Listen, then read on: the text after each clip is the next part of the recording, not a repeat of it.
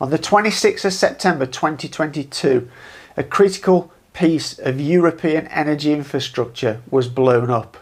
In my opinion, this was an event that will change the world, and in this video I'm going to break down what it will mean, and specifically later in the video how I think it will benefit China.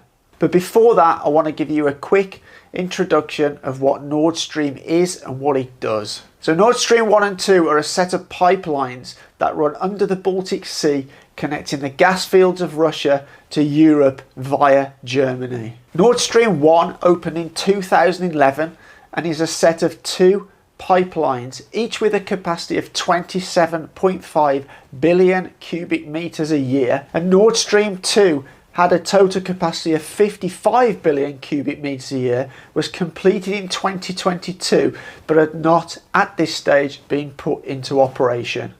These pipelines allowed Germany and other European countries to purchase gas at very cost-effective prices directly from Russia, and helped Germany to become the strongest economy within the European Union. The USA were critical of Nord Stream 1 as they thought it would increase Europe's dependence on Russian gas and give Moscow undue leverage over European energy supplies. There were also concerns that the pipeline could be used by Russia to exert political pressure on Europe. In 2017, the USA even went as far as imposing sanctions on companies that were involved in the construction of Russian export energy pipelines, including Nord Stream 1. These sanctions were also designed in an effort to disrupt the construction of Nord Stream 2. The US said that the sanctions were designed to support European energy security.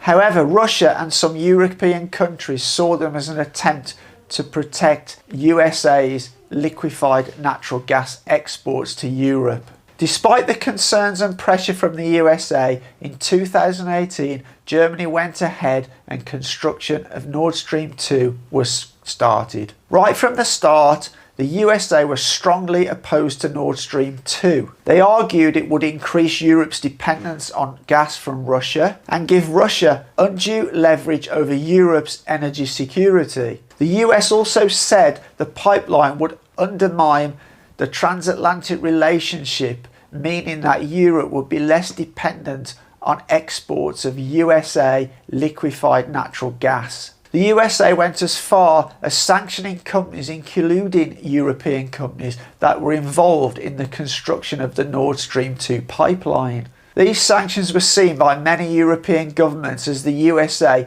interfering in European energy policy and threatening European energy security. Despite all of this opposition from the USA, the Nord Stream pipeline, at a cost of $11 billion was completed in the month of September 2021.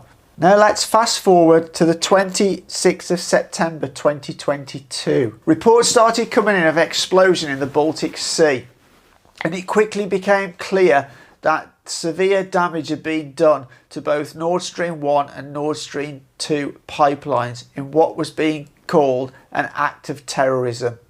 Initially, there was much media attention. The West initially blamed Russia.